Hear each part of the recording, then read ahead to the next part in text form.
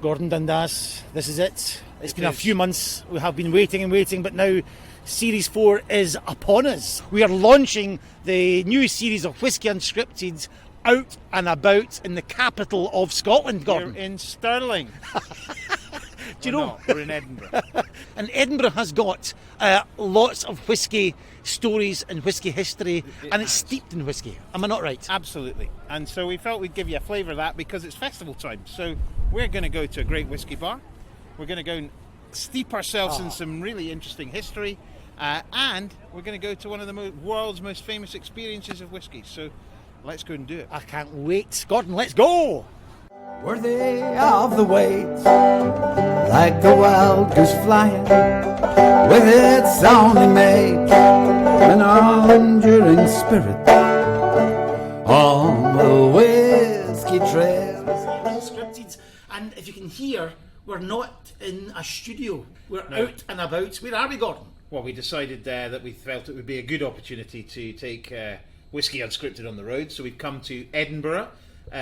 Because obviously it's the middle of August. It would normally be the festival. I know there's a sort of festival, but not quite as big as it has been. But we wanted to come through to Edinburgh and visit some interesting places. First on the list.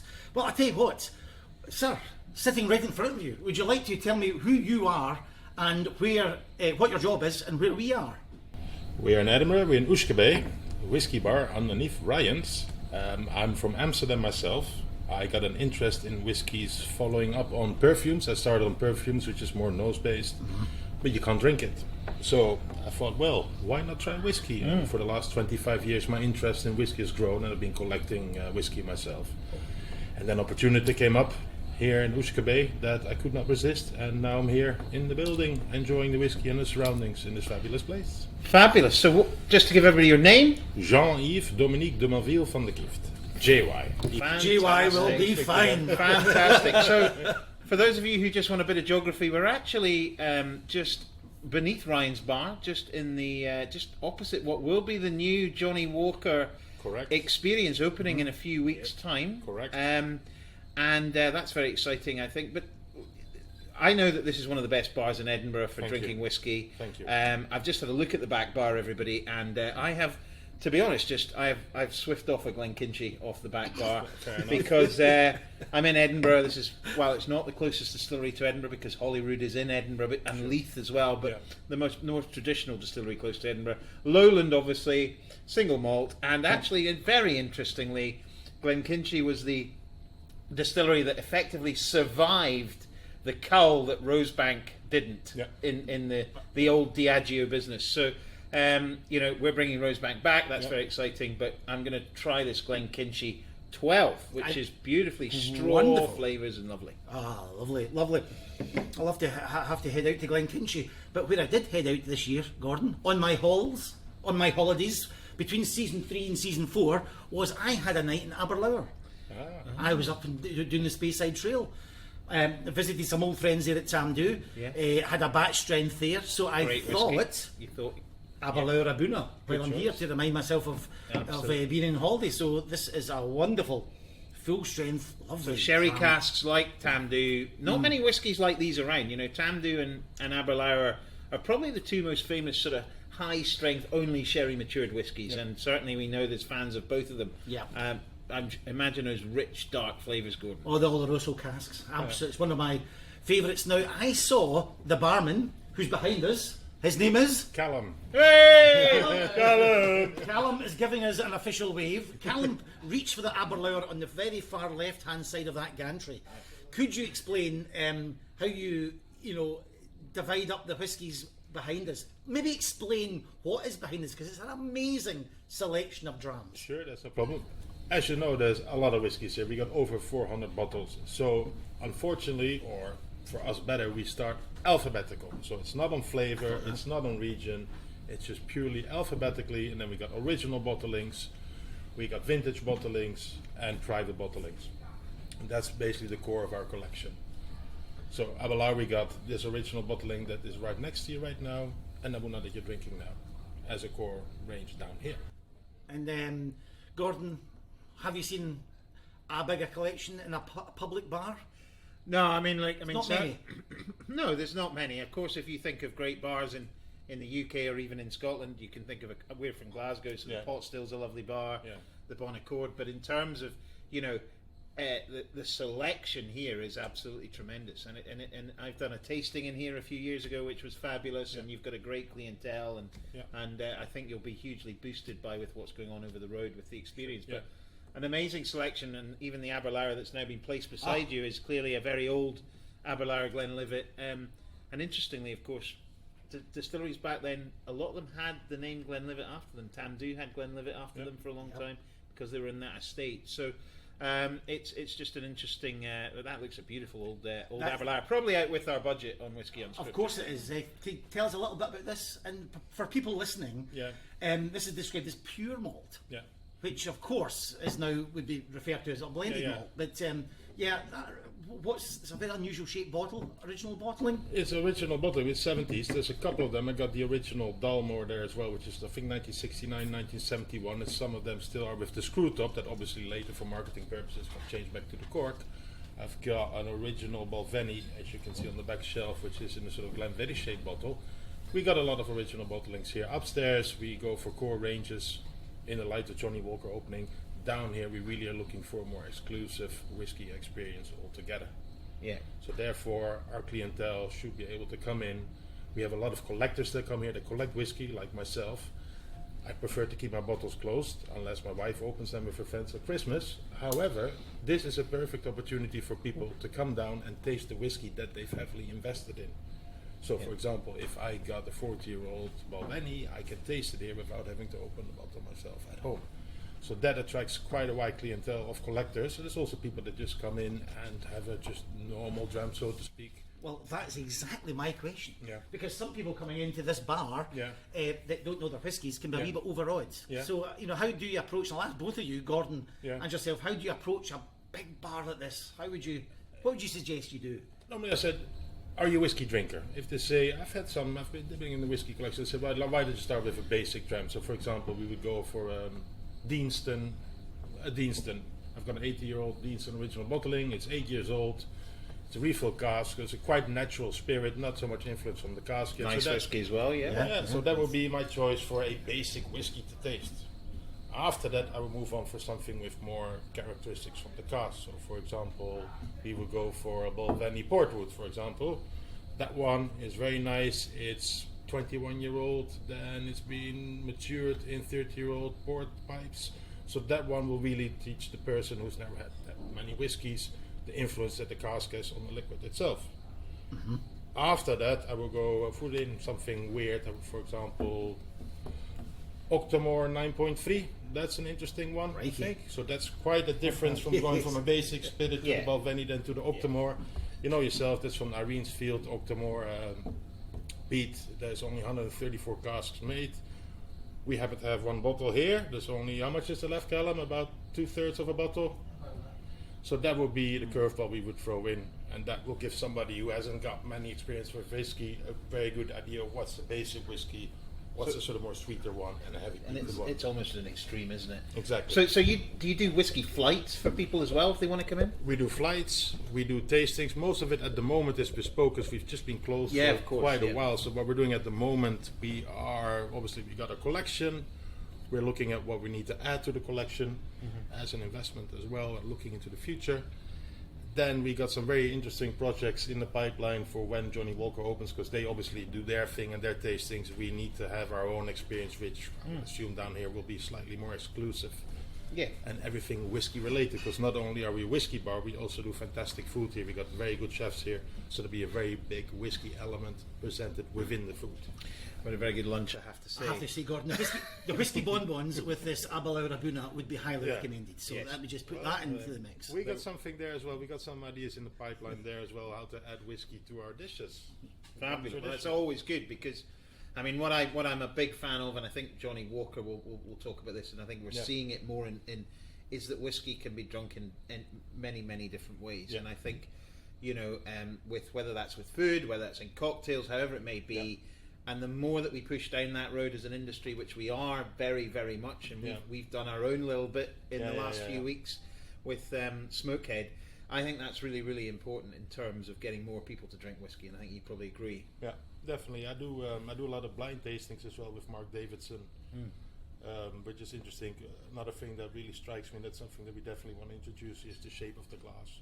Yeah. Oh, That's another thing that nobody else does. Yeah. And, there's a lot to explore with whiskey, putting it in different glasses. I was caught out myself by having 2 different glasses, thinking it was 2 different whiskeys, and I got totally caught out. I've mentioned this on the podcast before, Gordon, and I thought I was dreaming.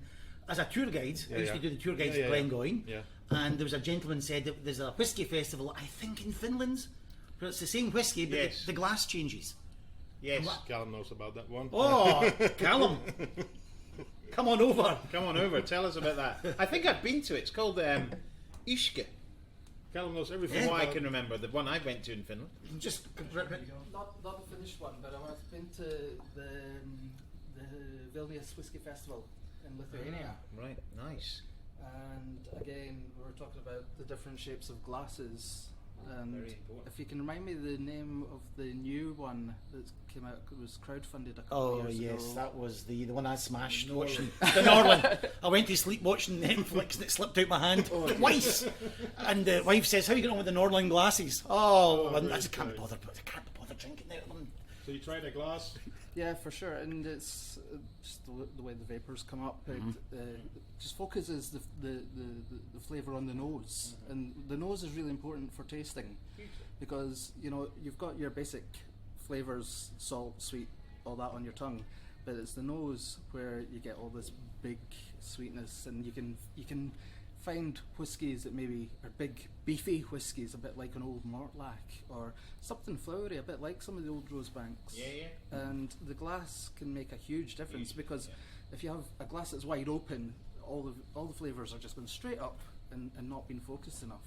So the glass makes a huge difference. Yeah, I couldn't agree more. And I used to work for Suntory, and they were very big into the glasses in terms of whether you have a highball, however you drink, it's really, really important. So absolutely love what's going on here. The other thing I really love here is that you give people the opportunity to take drams away. Till 10 o'clock in the evening. Legal. Now, this is a selection that are called Dream Drams. They were purchased by our directors many, many years ago and have not seen the light of day for many, many years. So these are, if you can see, there's some exceptional drams there. We've got an Invergordon 44-year-old. Yep. We've got Springbanks and closed distilleries and St Magdalene, one of my favourites. We've got Strathmills and there's a Tamdhu in there. So beautiful selection of drams that people can. I mean, that's for whiskies like that. It's fantastic. That is a reason for coming if you love your whiskey. Exactly. It's absolutely fabulous thing to do. And how do you get it? How do you take it away? We got we presented a nice velvet pouch, branded pouch. It's a great opportunity as a present. So, for example, I would love my wife to buy me one of the St Magdalenes because I cannot afford a whole bottle. However, I can afford these. Are very reasonably priced. Yeah. And they're very exclusive. When they're gone, they're gone. No, they're brilliant. I mean, so for example, Callum buys one every day after his shift. He comes in, doesn't tell the wife, and buys one. You've had how many of them now? Probably about the fair few. And let's just keep it to that. But yeah, it's a great opportunity, great gift. But we got the glasses, we got the dream lamps. But I think Paul has some more surprises in petto that we're going to introduce here. We don't want to be just a whiskey bar that has a very good whiskey range. We want to explore the whole range of everything, the variety, what can be done with whiskey as a fantastic product. Well, we love that attitude on Whiskey Unscripted because we're very much about getting people to just enjoy it. Take the frightening aspect out of it for some people and just make it very much a drink to be enjoyed, and just don't get hung up on it. You know, just drink it, and that's really, really important for us. Loving by Glenkinchie, by the way. I think it's wonderful, and I just like since we're in, I think the tourist capital of Scotland's. You say that. I mean, is it really? What about we're Glaswegians? Beat Sucky Hall Street. At Princess Street there. Yeah. I would just like to ask, this podcast, Gordon, at the last count, went out to 67 different countries. And we did get to the 54th best listened podcast in New Zealand. So, Congratulations. Thank you. What do people from out with these borders, the international tourists, what do they think of Scotland and whiskey? What they're looking for? What do they think of it? Being Dutch myself, in Holland I think Chivas Regal is the best whiskey on the planet. So when you got tourists in, they're absolutely gobsmacked by the variety and the amount of different whiskies on the market. in here we got very, very quickly until we got like high rollers from the Wall of Astoria. We got tourists coming in that just want a dram. What I've noticed though down here, the blended malts are not really what we sell a lot of down here. Everybody obviously here, when they see the collection, they go straight for the single malts. Women, they come in, they enjoy the whiskies. That's a good thing. I see a trend of whiskey definitely coming back with younger people as well. So there's a lot of exciting future projects to come up. I'm very surprised. People from Holland, they think that a Macallan or a Chivas Regal is a fantastic whiskey, and they're very surprised about the difference in taste, because in Holland you tend to get, or in Germany, it's mostly sort of the sweeter, sort of bourbon castle kind of whiskies. Well, we have been to Holland many times, Yeah, yeah. and we sell a lot of Glengoyne in our whiskies Yeah, in yeah. Holland, and it's a really good whiskey market. Yeah. And there's this big whiskey festival that Gordon and I have been Yeah. to. It's in The Hague every Yeah, year. yeah. It's called the Whiskey Festival, Yeah. Whiskey Live. 7,000 people turn Yeah, up yeah. over 3 days, Yeah, and by the popular. end of it, you can't stand up. Yeah. Not just through being tired. to be Yeah, honest. yeah.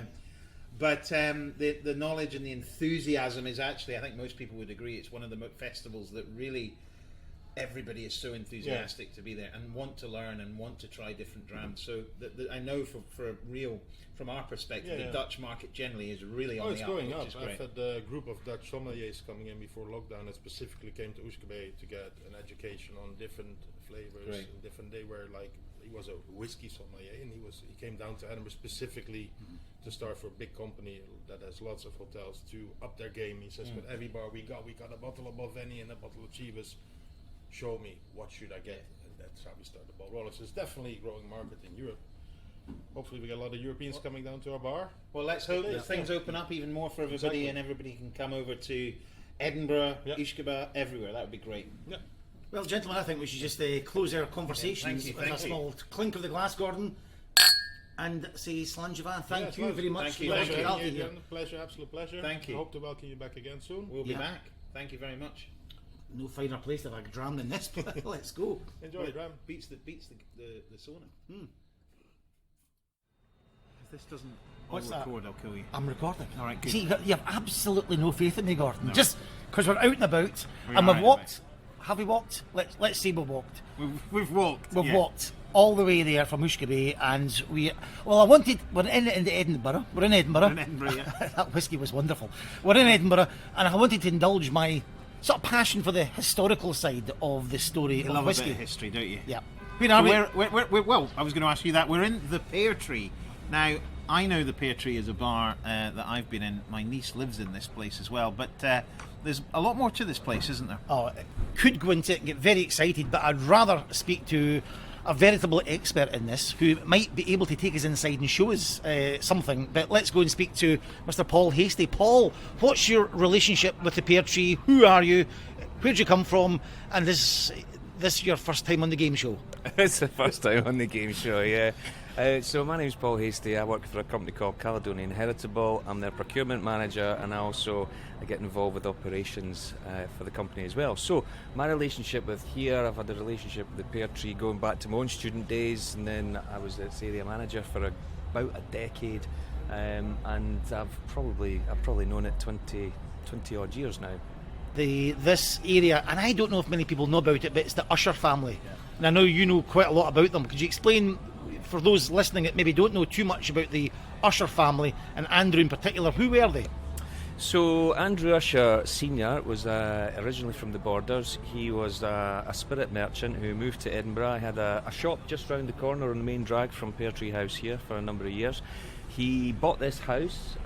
He and his wife, who I can only refer to as Lady Usher, lived here, two of them. They had 4 sons, and 2 of them went off to become brewers. They opened up the Usher's Brewery at the Pleasance, which is not far from here, and 2 of them went off to have a career in the whisky industry. So Andrew Usher Senior had always toyed with the idea of trying to make a sort of a consistent whisky, because back then it was quite an inconsistent affair. He never quite made it. The story goes that his son Andrew Usher II did manage to make it. Now he was born, would have grown up, spent formative years in this house, and he probably had the benefit of his mother as well, who apparently was a great cordial maker. and our records show that she gave the recipe for Krabby's Green Ginger to John Krabby, which would have been a business associate of her husband. Long story short, he grew up in that environment, in this house. His dad was a spirit merchant, his mum was a cordial maker of great renown, so on and so forth. He managed to get to a point where he blended whisky to a degree that he managed to get a really, really good, solid, consistent product that he was happy to put his name to. So he came to market with this at the point in time where brandy production fell off a cliff. So there was a huge demand for brown spirit, and he was right place, right time, with his OVG, Old Vatty Glenlivet. So, clue in the name there, Old Vatty Glenlivet. He got most of his malt from Glenlivet Distillery. He also is renowned for conceiving and delivering the North British Distillery, and that distillery essentially made his grain. So during the time of him being in charge of the North British Distillery, again our records show that he employed some really, really influential characters in the whisky industry. John Dewar was one, Arthur J. Bell was another, and notably Johnny Walker all worked for him at the North British Distillery. So Old Vatty Glenlivet went on to the four corners of the world, potentially Scotland's first global product, and they made an awful lot of money, and I suppose that's the kind of the beginning of the story for the Usher family and Pear Tree House. And known as the father of blending. And Gordon, just to bring yourself in there, what I didn't know till relatively recently, that Andrew Usher did try to sell single malt into London, took out adverts in all the papers, didn't really take off, and as Paul was just saying, always back to the drawing board and started to create blends, and that's really what took over the world, blended whisky. And still is the most selling whisky in the world. I mean, I think the key aspect is, why would people blend whiskies together? You're not got all your eggs in one basket. You've got a variety of flavours. It's a consistency thing. It's about delivering a product that will taste the same throughout the years, which you're seeing in single malt to a certain extent now. But I mean, single malt is a very new category compared to blends, and also, far less when you drive around Speyside, you drive around Scotland, you see distilleries you've never heard of because that single malt being produced is going into blends. So it's still a big amount of single malt going into blends. What's the percentage? Is it still about 92%? I think it's about. At the moment, it's blends are about 87% of global whisky sales by volume. Single malt 13, but by value, single malt is a lot more. So that's the interesting part.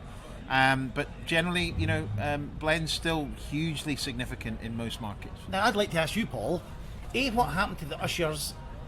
Why does people maybe not know about them as much as folk like myself that love the history? Are they well known in their homelands? Probably not, no, and the reason for that, I'm not entirely sure. I think certainly in the UK market, the Usher brand was never ever kind of taken on by any of the big boys, and that's maybe one of the reasons why the brand and the name fell by the wayside.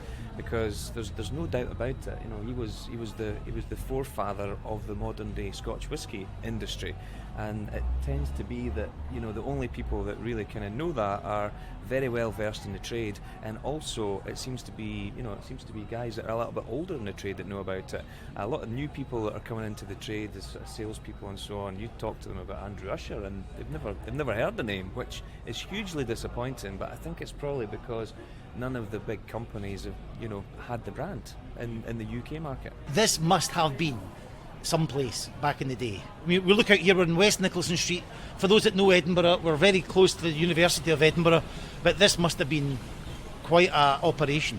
This is where the whisky was matured, I believe, as well. Yeah, so the courtyard that we're in just now would have probably been full of barrels at one point.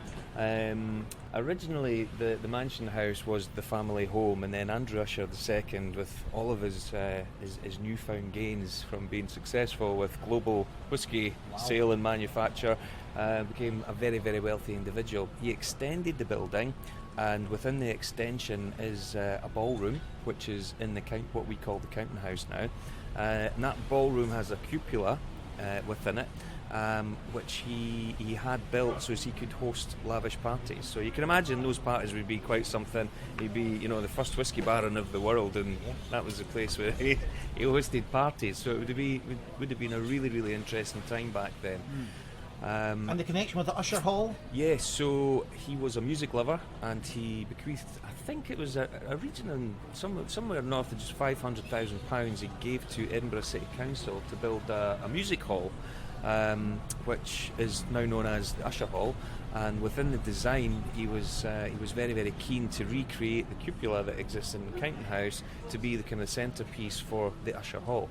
That's amazing, isn't it? That is amazing. And we're going to maybe try and get inside, have a little peek.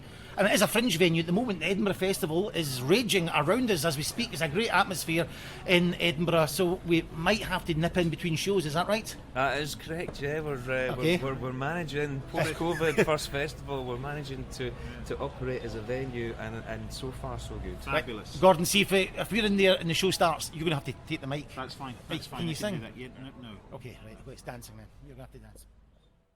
Just climb some stairs there, and we're inside.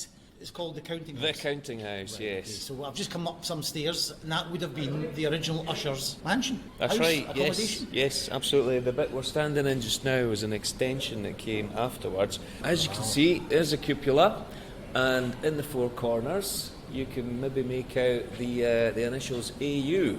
So you can, yes. You see that, Gordon? I see that. Could you give a description? We'll put some video on YouTube if you're listening to this on iTunes. I don't really know how to describe it. It's absolutely stunning. And what's the age of this building then? So originally it was 1749, I think, but this extra part would have been a good bit after that. It's an absolutely gorgeous ceiling, and we'll put it's hard to describe. We'll put a video on YouTube.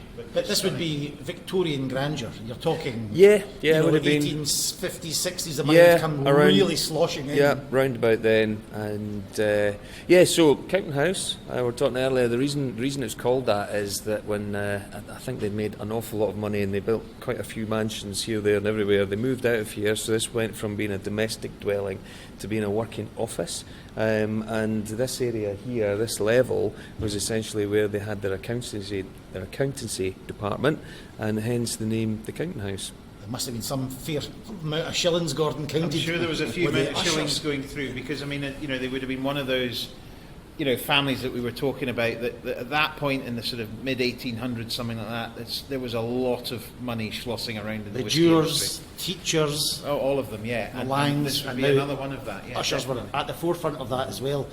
And the whisky, as you said, going all over the world. It was quite and it hasn't really stopped. Could we say that in the world of whisky? It's changed. That's what really put Scotch whisky on the map, was people like the Ushers and the Dewars and the Walkers and the big DCLs of the world who became Diageo.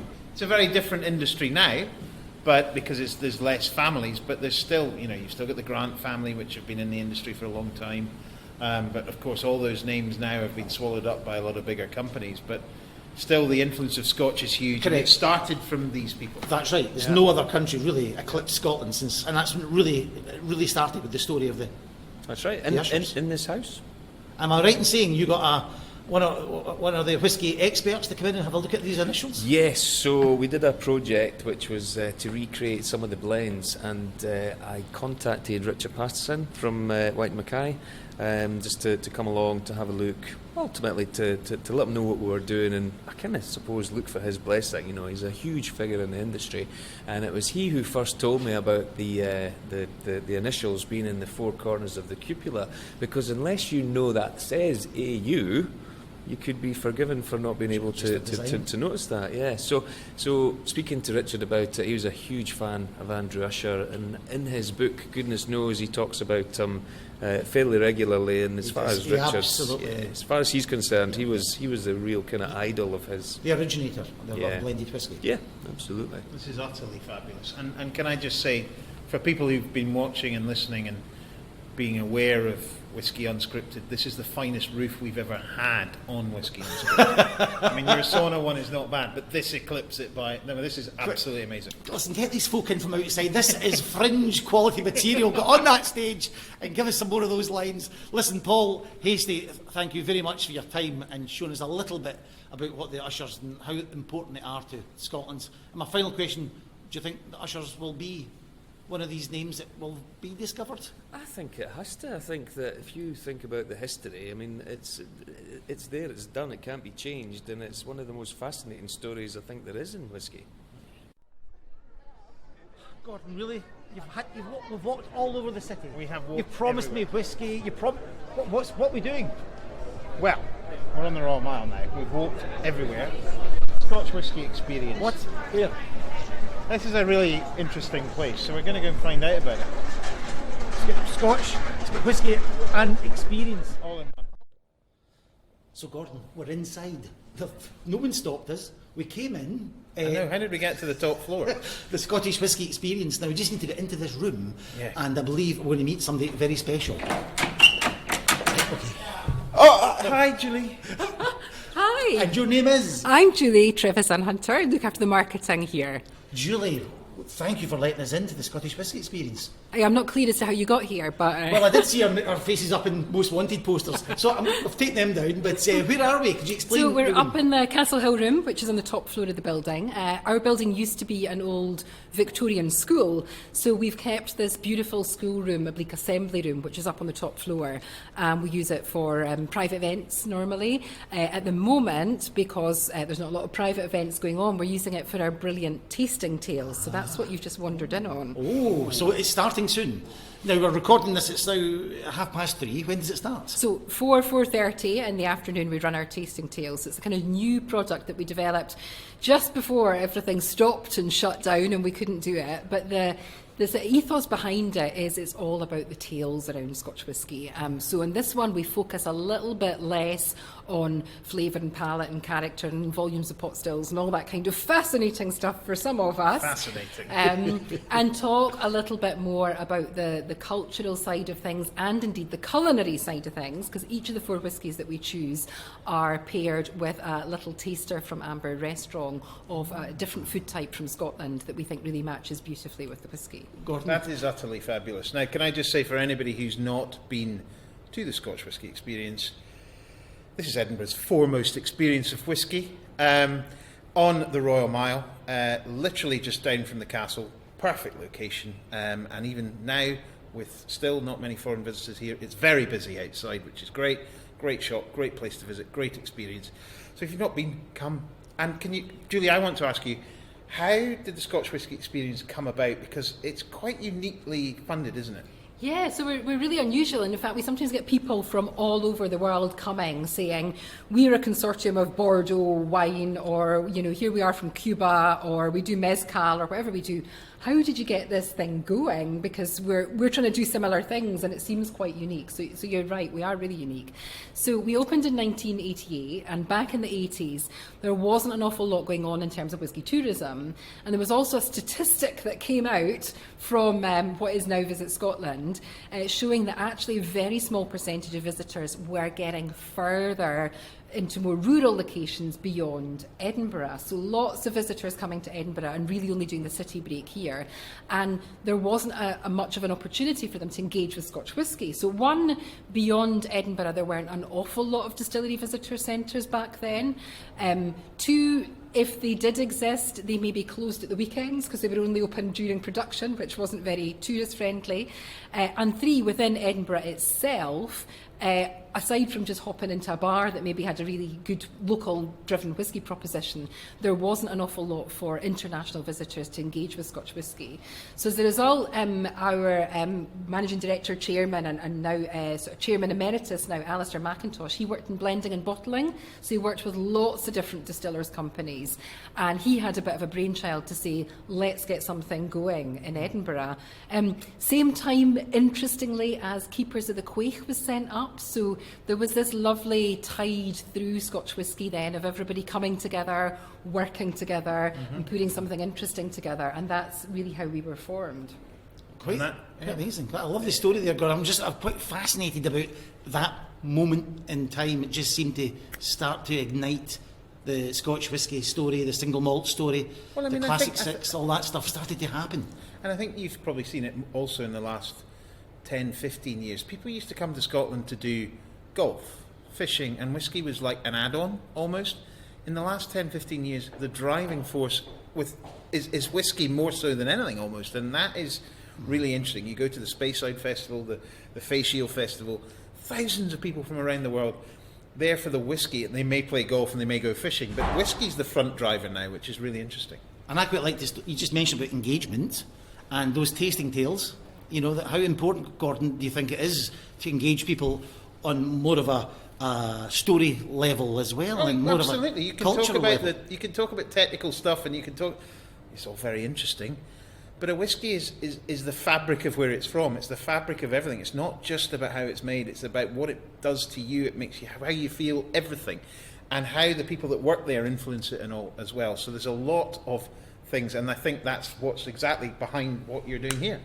And I think what we know is that people remember the kind of fascinating little facts, not the numbers, you know. So people say, the angel share, and you know nothing about the angel share, or who knew that all the whiskey's colour came from the cask? And to us, you're like, surely everybody. But, you know, these were the things years ago that we started picking up on people. And what I think we love to do now is we represent almost all of the whiskies in Scotland. And whenever we're presenting them, we're almost like, close your eyes and let this whisky transport you to that corner of Scotland. So, you know, here's Speyside, it's the rolling hills and it's the glens and it's the Spey and it's the tributaries and it's that beautiful sort of ecosystem that they have up there where the weather's a little bit different, and sip this gentle soft whisky and remember that. Or let's head over to Islay and to the west coast and smell that sea and hear the crashing waves and the sort of burning glowing of the sun in the west coast sunset, and then take that sip and just transport yourself there. And of course what then happens is they then go back home and they can still get those whiskies, and hopefully that moment and that little bit of Scotland remains with them every time they go back and they take a sip of that whiskey. And I think that's so important to people, because if they've only come here and they've only come to Edinburgh, our objective is by the time they walk out our doors, they are desperate to travel further afield, to explore the countryside, to go up north, to take the time that it takes to really enjoy these winding country roads and explore the amazing whisky producing regions. I think that's absolutely wonderful, and I'm fascinated with this room we're in just now, because I've been here a few times myself. Before we go and you take us somewhere else, can you just explain what's going to go in these glasses, and can you explain what's on the counter for those that aren't listening? Absolutely. I mean, those that cannot see this. It's a podcast, Gordon. They can't see it. So could you paint a picture of what we're looking Bring it at? to life with words then. So we're in the Castle Hill room, which is a beautiful stained glass window at the end of it, which we put in at the Millennium with a stained glass artist that shows the past, the present and the future of Scotch whisky. And guests are seated with a stave, so a section of cask that's been transformed by our craftsmen we work with into a little tasting tray for 4 drams. And what we've selected just now are 4 whiskies that tell the tales and the stories of Scotland's coasts and waters. And this year, last year and postponed to this year, with Visit Scotland, we've been working through this theme in Scotland's tourism of its coasts and waters and celebrating that. So we've got some coastal distilleries, we've got some island distilleries, we've also got a whisky that resonates to the Prohibition period. Love and it. how the waters and travelling back and forward. I can see Cutty Sark there. across That's the Atlantic. brilliant. So we've in this selection we've got Bunnahabhain 12, we've got a Tierninich, we've got the Cutty Sark Prohibition, and we have a Port Charlotte. So we've chosen those ones for today to tell some of those stories. Can I of just ask the coastal expert waters. here, Gordon? What do you think about that? What expert? Great drams. Good Bunnahabhain, they're all great drams. They're all great drams. I'm a big fan of Islay whiskies, so Bunnahabhain and particularly, Port Charlotte will be high on my agenda. But they're all great drams. They're all great drams. And so these change all the time. So we change the themes, we change the stories, and we'll have sort of festive drams around about Christmas time with the tales of distilleries that opened on Christmas Day, or that have had. We've got lovely ones where we have royal themes as well, historical royal themes of members of the royal family passing by distilleries or giving their royal seal of approval to them. There's lots of amazing stories round about that with yours as well. Yeah, and absolutely. So you don't always know what you're going to get, but you're going to get brilliant. some lovely stories and some phenomenal drams. This is okay, Gordon. This is Well, this okay, isn't it? Absolutely. What this is about widening out the experience for people. I think it's a fantastic things that you do here across the whole of the whiskey experience when you come here. We've got a little gift for you, because we're all about widening out whiskey experience, and I want your thoughts on this. You can and we're going to give you a little gift. This is Smokehead single malt in a can. The first ever single malt put in a can, ever, in the whole whiskey industry. This is ginger and lime. Take it home, enjoy it. It's about widening out the whiskey experience. So. Amazing. Well, I think you know that we are very, very focused on blowing away the myths and stereotypes around Scotch, one of which is how should a drink Scotch whisky, and making it as inclusive. So what I always like to say was, Scotch is seen as being exclusive, and people frame that positively, of it being sought after and something you choose for the right moment and exclusive in a good way. But actually, I feel that it's the opposite. It's the wrong word for Scotch whisky, because it needs to be inclusive, and it needs to be pick that phenomenal dram for those special occasions that you're really going to splash out on, but have really accessible whiskies from the point of view of price and palate for the time that's right as well. And I think in my career, this is my 25th anniversary of being in the Scotch whisky industry and here at Scotch Whisky Experience, and that's been the biggest thing for me over those years, is just sweep aside any of that kind of snobbery and kind of pigeonholing how Scotch whisky should be drunk and appreciated. And that is what Smokehead does, and that's amazing. the brand. So Thank enjoy you. that at home. But I wanted to give that to you because I know you and what you do here buy into all that, which is great. So That's wonderful. Let's move on. We're giving out gifts in this show. This is new. Where's the budget? Where have you got a budget, Gordon? don't have a budget. Amazing, fabulous. So if Julie could get out of earshot, then I'll tell you what really happened from this first. Not that. Julie, where have you taken us to now? We came through a couple of doors. Turn left, turn right, and where are we? We are at the end of the tour, so we're in what we call our Mcintyre Gallery. So it's this beautiful gallery area that looks out over the south of Scotland, south of Edinburgh even. It's a big view, isn't it? It's a big view. It's on and on. And this is where guests finish up, and if they're doing their gold tour, they get their tasting tray. And I brought you here to introduce you to my colleague Jethro, who is far more expert in all the tour shenanigans that happen here than I. Well, I did ask you, and myself and Gordon, sometimes for a bit extra cash, or in case we do something wrong, may end up having to get a gig here. Now, Jethro, if we did have to get a job here, what do we have to do? What does it entail? What would you take us through our steps? Hey Gordon, so if you got a job here, the primary thing that you guys are going to be doing is doing tours. You're going to be taking members of the public and you're going to be teaching them about whiskey. Not drinking it right then. Right, you're listening, so it's all about tours now. The turn up, what is the tour? What is the tour? So, we take people who have drunk whiskey before, never drunk whiskey before in their lives, and I like to think that we make them experts in an hour. We teach them everything that they want to know about Scotch whisky. That means that I'm going to talk to you a lot about Scotch whisky. I'm going to go on and on about Scotch whisky for a large part of the tour. Then there's a couple of surprises. You get to see things like, round of anticipation. Yeah. You are going to get to see things like the largest unopened collection of whiskey in the world on the tour here. Of course. Yes, now just give us a little bit of background on that. Sure. So the collection here contains around 3,400 bottles of whiskey, and those bottles were collected by a man named Clive Verdez.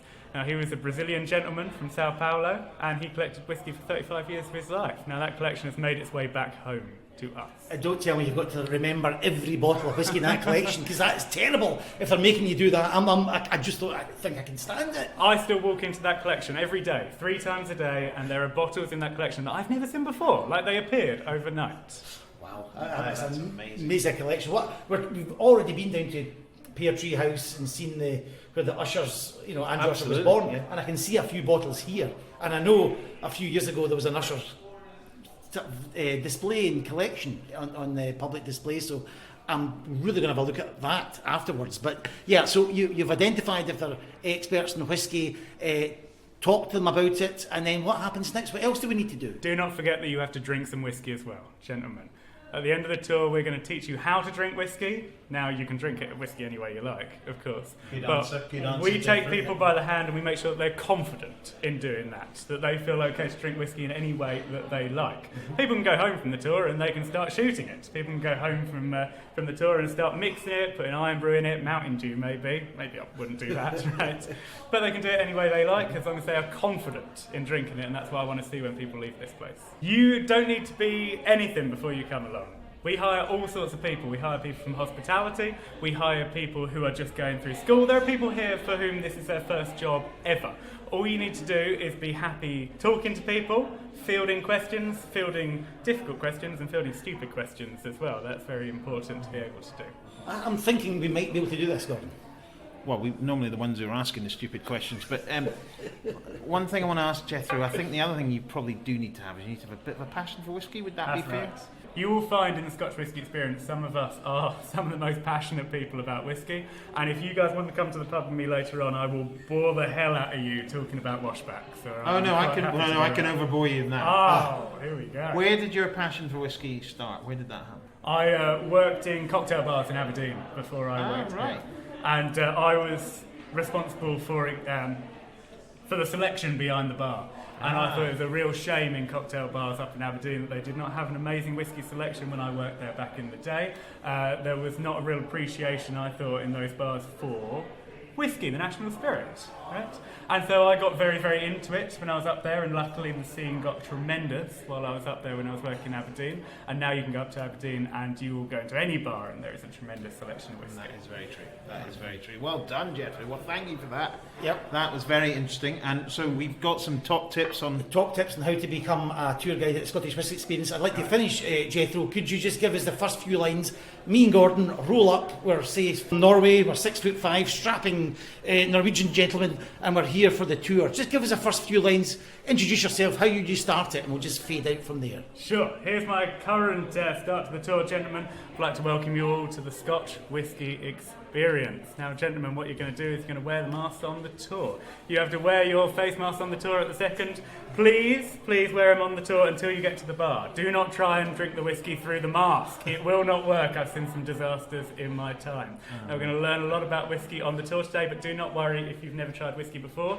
There is no prerequisite for coming on the tour today. You might have drunk it before. You might never have touched the stuff in your life. But do not worry, by the end of the tour, you will be speaking about whiskey like a professional. Hey, Jethro! Gordon, we've had a lovely, leisurely exit to Edinburgh. What's been the highlights tonight? Oh, we've had a wonderful day. It's been great fun, and it's nice to see the gin going so well in Whisky Unscripted. That looks... we don't talk gin very much, but we're in the Waverley Gardens, and there's a lot of action happening up there. There is. I mean, it's been a very difficult 18 months, but this looks Back busy. to normal, isn't it? Yeah. It's great. Good to see. So we're now getting the train home, or as some people call it, the vomit comet. After the rugby. That's what we're heading towards, Gordon, after a very long day, whether it's Usquabae, whether it's been the Pear Tree House, or whether it's been Scottish Whisky Experience. And then we hit the Dome as well with some friends. We've been out of the sauna and out of my front room. And that's great. all we can ask for. Absolutely. So folks, thank you very much for listening. This has been the end of the launch episodes. And can I just say at this point, I don't think any of this will make the cut. Right, okay, we're off. And that's Worthy of the wait, like a wild goose flying, with its only mate, an enduring spirit on the